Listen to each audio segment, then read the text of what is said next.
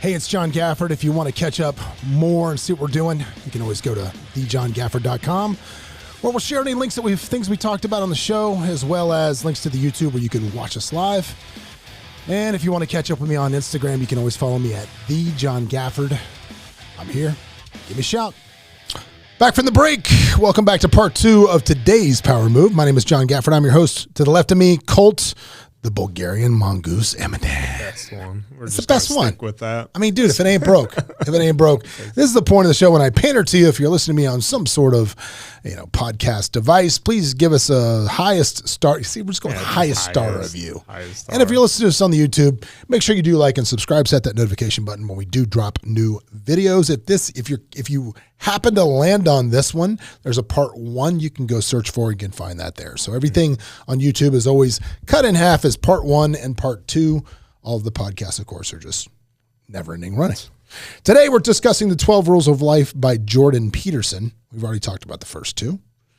And I think this is pretty obvious. Let's talk about rule number 3, Colt, which is those who surround themselves with emotionally healthy people are more happy and successful in life than those who keep the company of troubled individuals.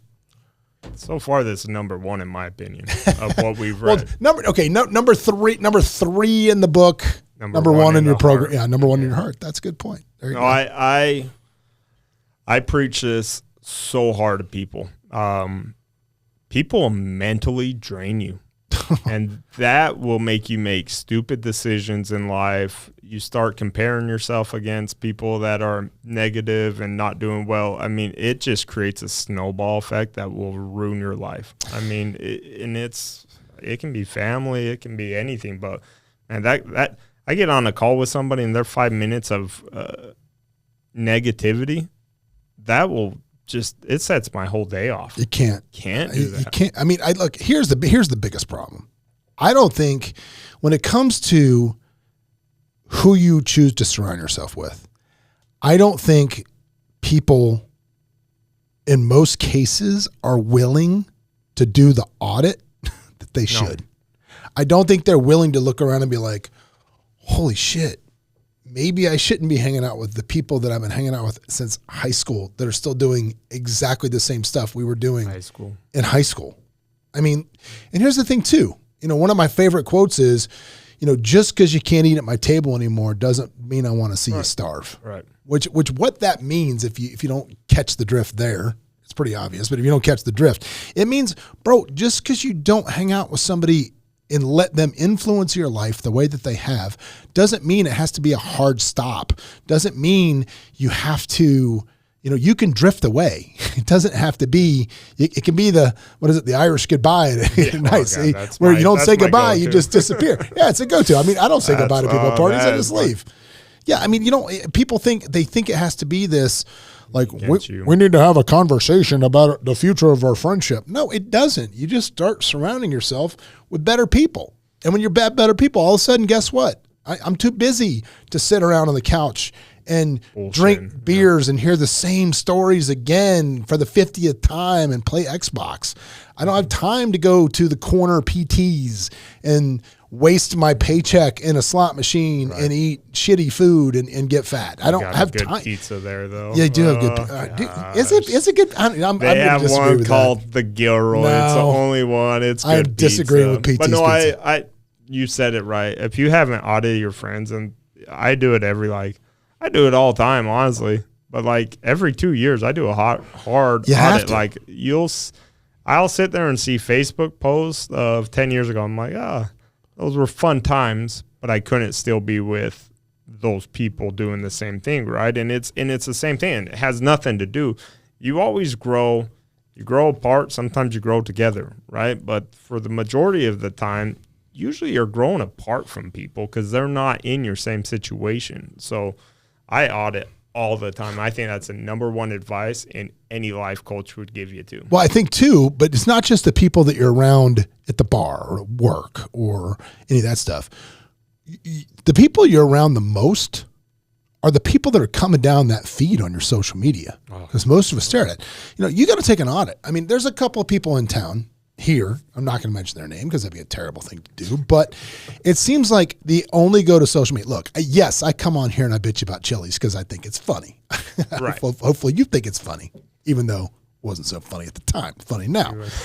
But you won't see a bunch of negativity on my feed. You don't see me calling people out. You don't see me bitching about everything. You don't see me on Nextdoor talking about, the strange man that's walking through the neighborhood that just happens to be wearing a hoodie. You know what I mean? Right. That's garbage. And if you have people that even you're connected to, you're relatively close to, that are consistently spewing out negativity down their feed.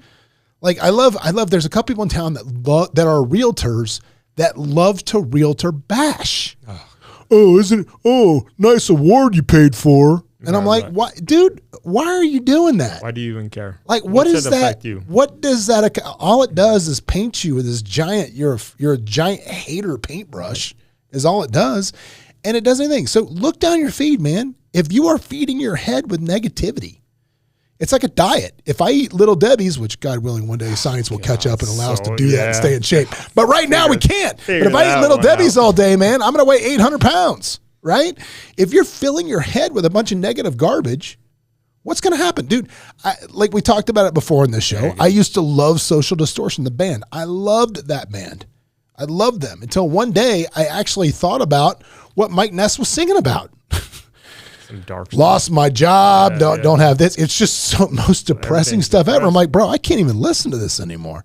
Not to say I only listen to like uplifting music now, but that was just too much. Social media is huge. I just told someone the other day, I go, man, all I've heard you rant for 10 minutes is social media. You need to get off of social media. It's like, I'm not even on social media. I'm like, what the fuck are you talking about? And he goes, well, it's my wife that's on it. Oh, I'm like, God, tell her to get off of it. Like, she's feeding you. Like, you might not have a social media account, but if your wife's over here showing you every post and talking shit, who has time to talk shit on people? Like, God. Worry about yourself. Be a racetrack. Or a horse on a racetrack. Yep. Put your blinders on and worry about going forward. I like that. And that's it. Good. Listen, that's a power move from the Colt man today. I blacked out. What did I say? The Bulgarian mongoose is just on it today. I love it. Next rule, in order to find fulfillment and freedom from social comparison, individuals must become clear about who they are and what makes their lives meaningful. Then they can set their sights on doing better. One of my favorite things about this is, this is one of my favorite pieces of advice that falls in this category. And you've probably heard it a million times, but here's the deal. You should never compare yourself to someone else today. Only compare yourself to who you were yesterday. Yep. And that's it. And somebody will always have more. Somebody always have a bigger boat. Somebody always have more of this. Somebody have more of this. If you are comparing yourself to what other people are, man, that is a one-way ticket to miserable town. And the starting line's not the same. Yeah. Right? Like the starting line is not the same. Is that what you said? No. Everybody starts at different points of the race, right? So yeah, maybe someone can finish a mile in 6 minutes, but somebody might start halfway and have the thing and get it done in 3. You did an amazing job getting 6 minutes. Just because they did 3, you don't know where they started at. Somebody might have a dad that floated them 10 million. Somebody might have the connections of a private school. If you go to a private school, your starting line's not the same as a public school. Like small little stuff like that doesn't mean that you can't overcome those. It just might take you a little longer. So if you're comparing yourself to somebody, you don't know where they started at. So just again, racetrack, blinders, run your own race. And Jay-Z actually said the whole thing. I don't listen to Jay-Z quotes, but I was in the shower one day and it rambled or it got turned on to it. And, he sat there, he goes, I was never number one really. I was just running my own race. I just worried about this. He goes, everybody always had a better selling album of me. He goes, yeah, I was top 3. He goes, but I don't know. DMX was always had better records than me selling. He goes, but I just focus on me. I don't know, but he said it. I think Jay-Z sold a hell of a lot more records than DMX. No, but I appreciate the sentiment. No, over the whole thing. You didn't bring the computer to fact check today. But no, it was over his whole career he has, right? But at that given time, DMX, right? Fair enough. He's running a long-term race and he's not focused on everybody else. It was a great thing. Google it. I get it. I get it. They say that in order to find happiness, I'm going to read this also out of this little deal. which is interesting. And I can't find the guy's name. Let me find this guy's name real quick and who he is. Oh, I'm sorry. It's a her. Emily Smith, the author of The Power of Meaning, Crafting a Life That Matters, says that you need 4 elements, which are these, to be happy in what you're doing. And they need to be this: a sense of belonging to a community, a long-term goal that centers around giving back to the world, a narrative that helps one make sense of life, and transcendent or spiritual experiences. So, the sense of belonging to a community. People want to belong, and I think that I think this is one of the things that made Trump so popular, was people were just dying to be part of something. And they felt that was something that was different. We always talk about that tribe whole thing, right? But again, make sure you're around the right tribe. Make sure you're around the right community. We're going to talk about that. Right? That's funny. Look at you. You could have written this book as you're jumping ahead to another rule. Me and him got the same. We're going to get to that one in just a minute. But I think that the thing here that says centers around giving back to the world.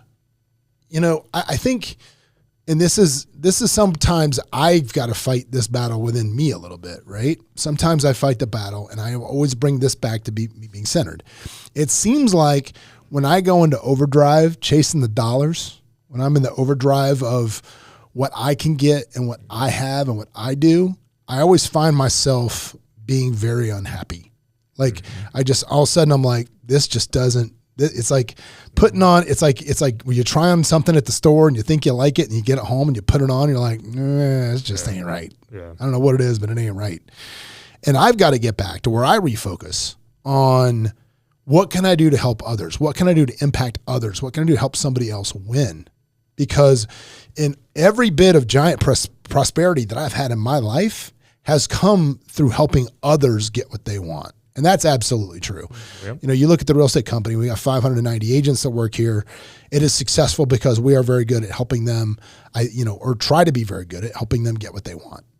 The mortgage company, the same thing. The title company, the same thing. Now the JVs, we're helping other large companies get what they want. And it's okay to make money while you're helping others, right? Yeah. Like people make money such a negative thing in life. And I always tell people that's because they don't have the money, right? Like people will sit there and make that negative. It's okay to make money, but like you just said, you need to not just make money. You got to have some other purpose while you're doing it. What was the quote? I don't remember who said it. If you see this and you're like, oh, you bit my stuff, I'm not trying to bite your stuff. But I heard somebody say this, I don't remember who it was, said, people that say money can't buy happiness never gave it away. And I was like, oh. Yeah, that's true. Man, I love that. I've seen people like, they don't know where to shop. Like Dave Pena says that. But no, it's money can't buy happiness. You just haven't given enough of it away, which is the truth. Which is awesome. And if you don't get happy by giving your money away and making something, then something's wrong with you. Yeah. And I'm a pod, apparently. You are a pod person. But the next thing you got to figure is the other two things there. You've got to have something that gives life meaning.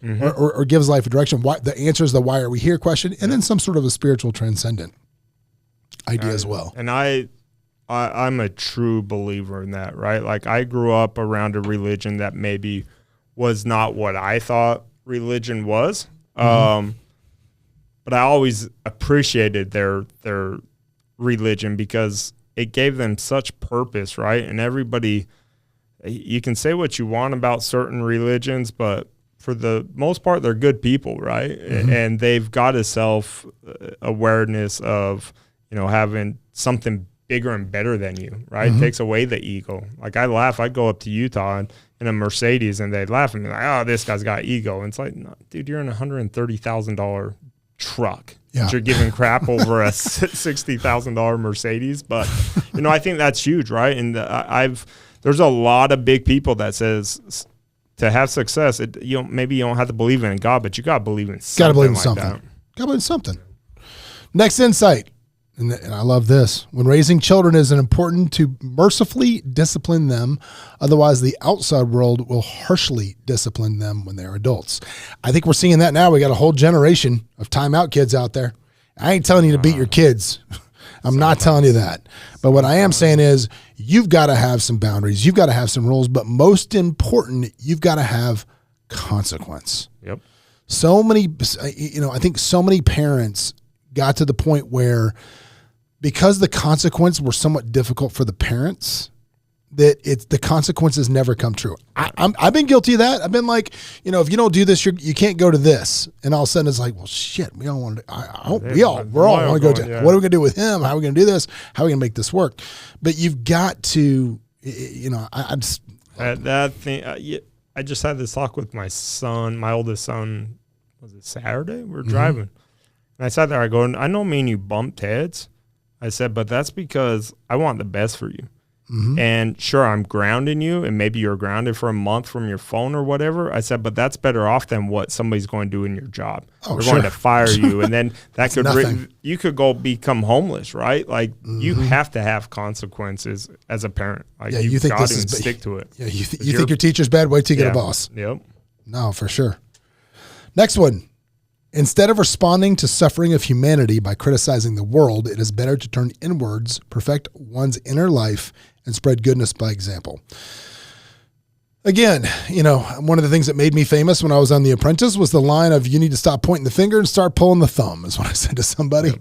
And that couldn't be more true. I can tell you how successful someone is going to be based on the stories they tell about their previous failures. Oh, yeah. We were interviewing an agent for my team 2 days ago, right?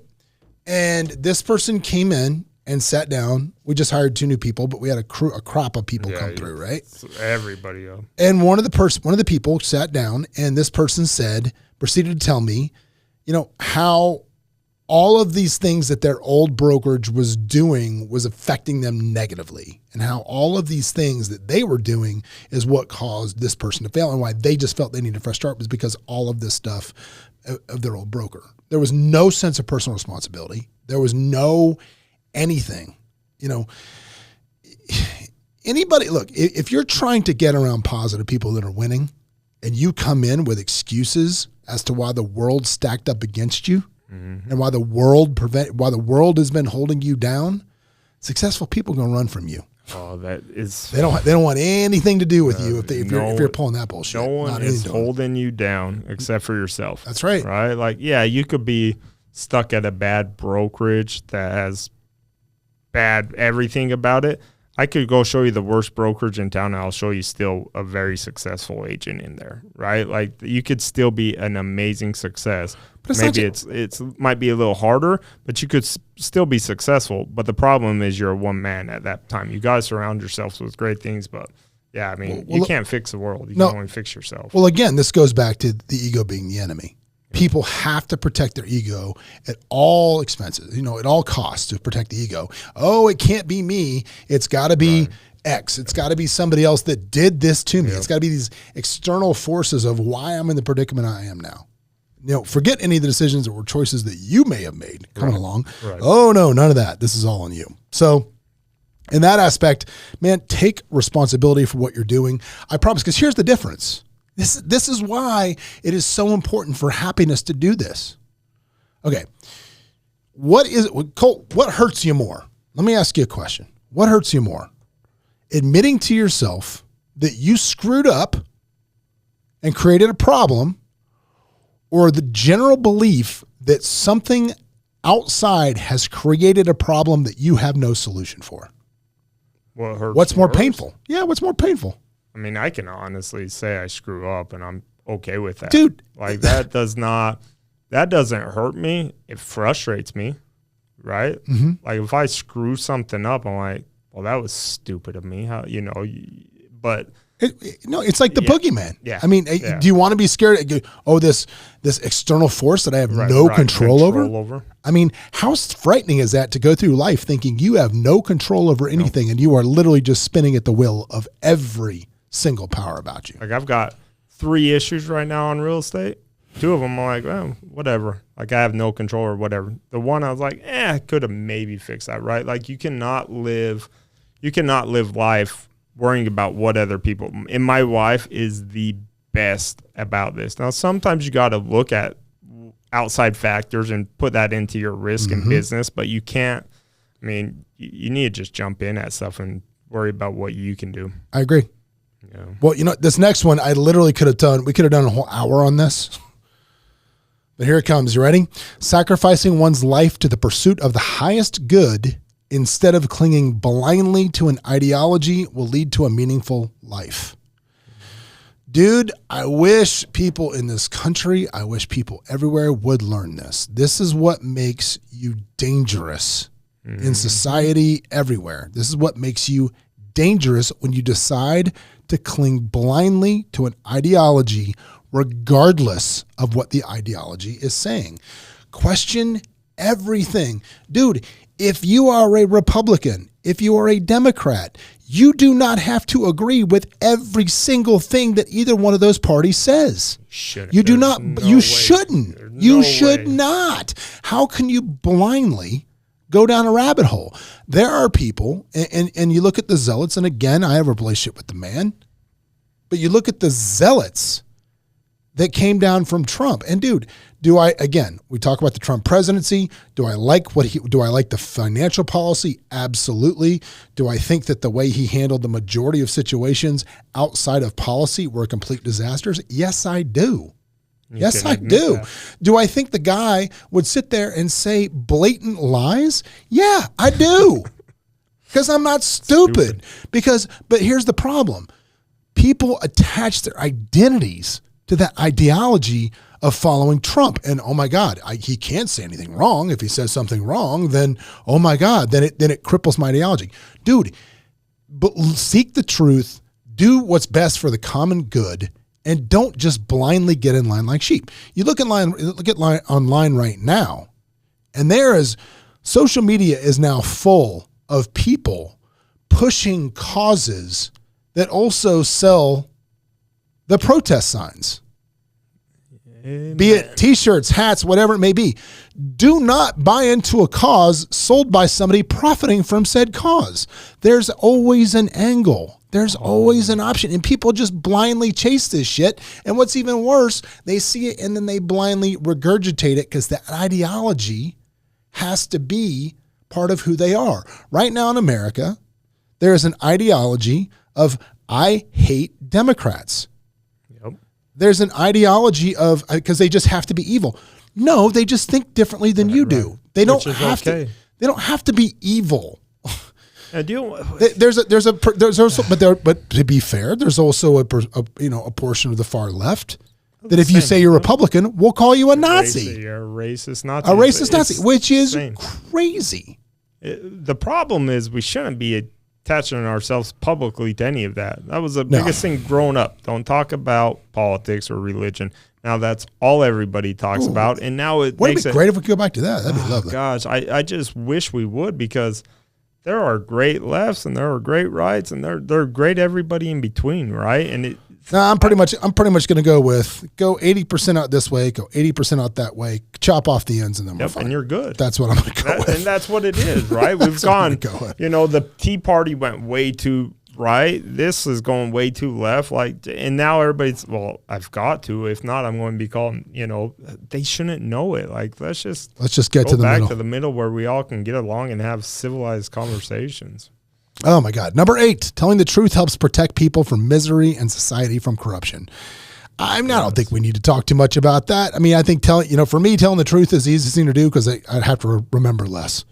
Because I have a terrible memory. If I start telling a bunch of lies, I won't even know what I'm talking about. Well, and honestly, a lie never helps anybody, right? I sat there with somebody reached out to me and was like, I'm not happy with my current agent.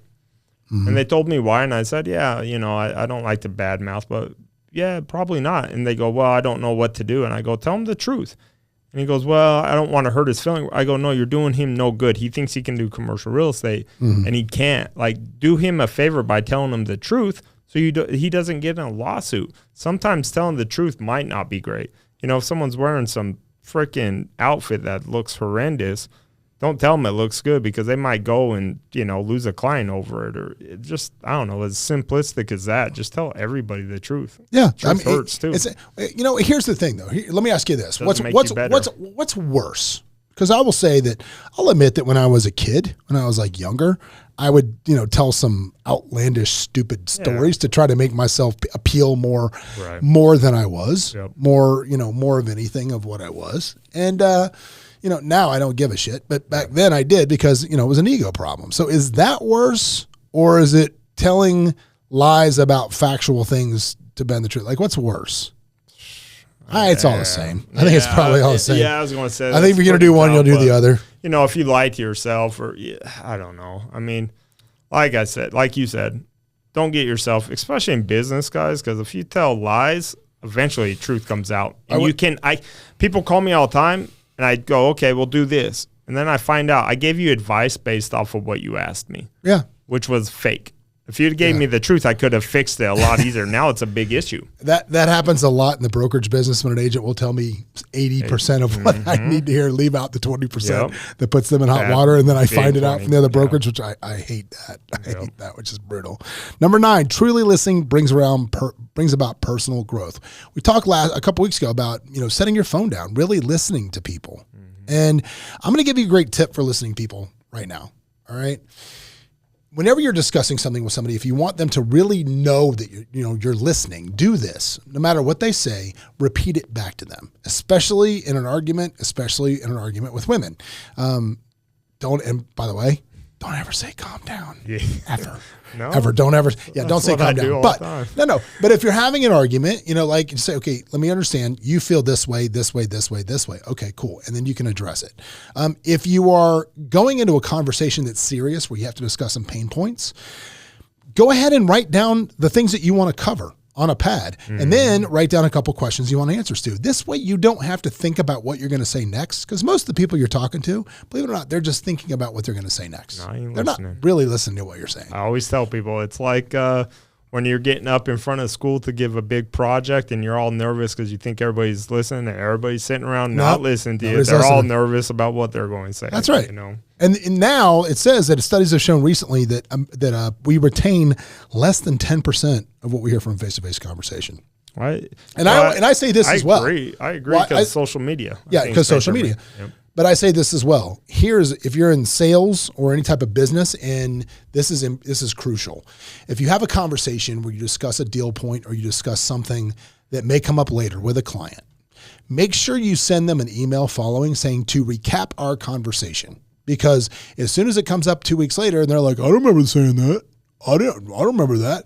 Well, now you can refer back to the email and say, well, no, look at your email, because I sent you a recap of the conversation. Yep. So recap important conversations with clients. It will keep you out of a ton of trouble. Hard to argue when someone puts a printed email in front of you. Yep. At the core. Number 10, clearly articulating problems allows them to be confronted and solved, while sweeping them under the rug encourages them to fester and metastasize, which means, look, if there's a problem in your life today, it's going to be a problem tomorrow. The longer you let it sit, the worse it's going to be. I always say that a lot of times happiness is on the other side of a difficult conversation.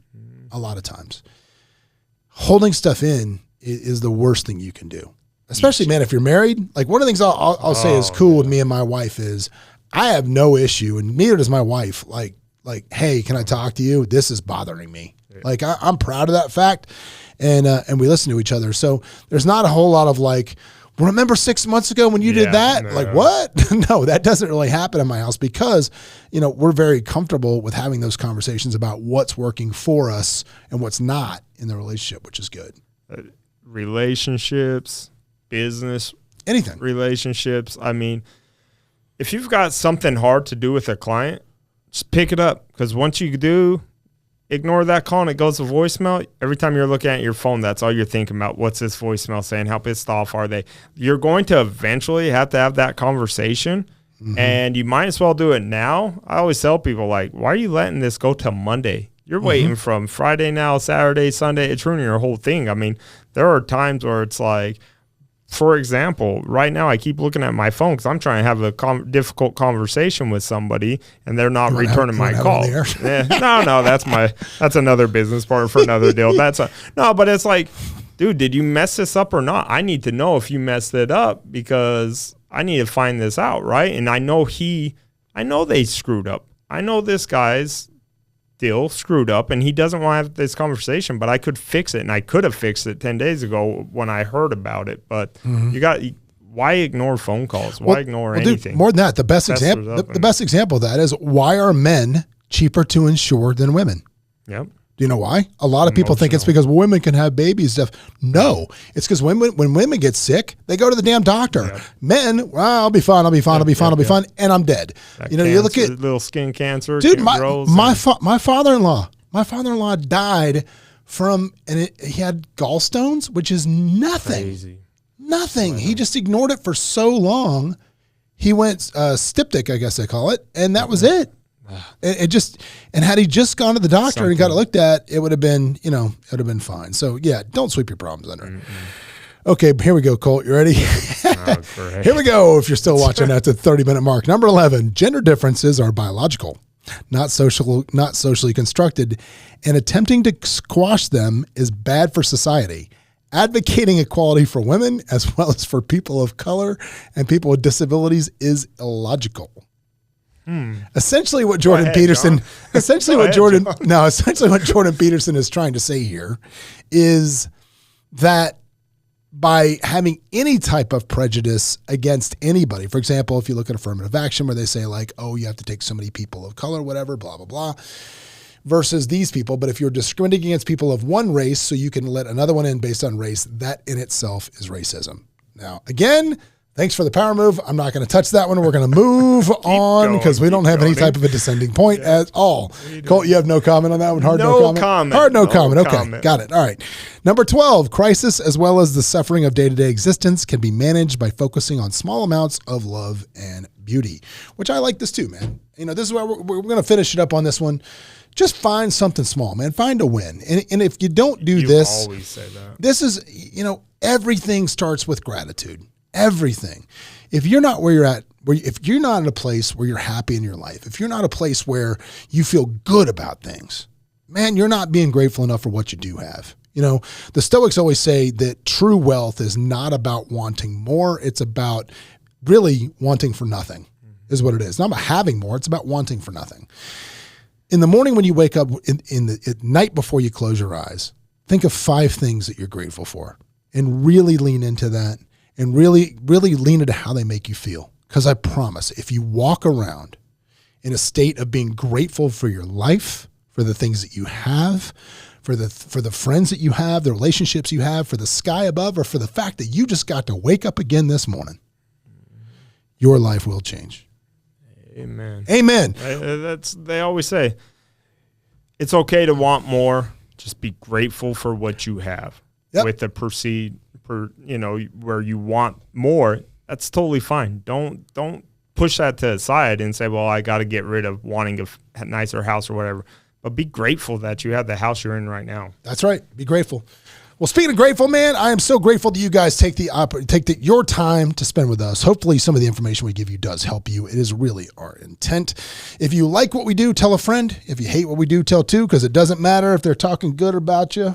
Good or bad about you. What does it matter, Colt? As long as they're talking. As they're talking. We'll see you next time.